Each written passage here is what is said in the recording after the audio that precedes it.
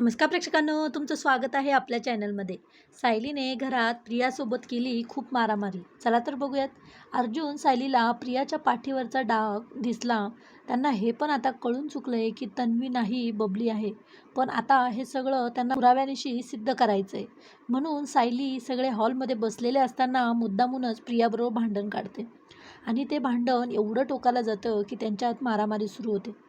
सायली प्रियाचे केस धरून तिला ओढत असते. सगळे त्यांना थांबवायचा खूप प्रयत्न करत असतात, पण सायली काही थांबत नाही. हा सगळा प्रकार बघून घरातले सगळेच खूपच पॅनिक होतात. पण सचिन मात्र या सगळ्याचा आनंद घेत असतो. मग अर्जुन सायलीला घेऊन रूममध्ये जातो, तर सायली दुसरीकडे तोंड करून उभी असते. अर्जुन म्हणतो, सायली, तू एवढं शांत मुलगी आहेस, कायम समजून घेणारी, तू चक्क प्रियासोबत मारामारी केलीस.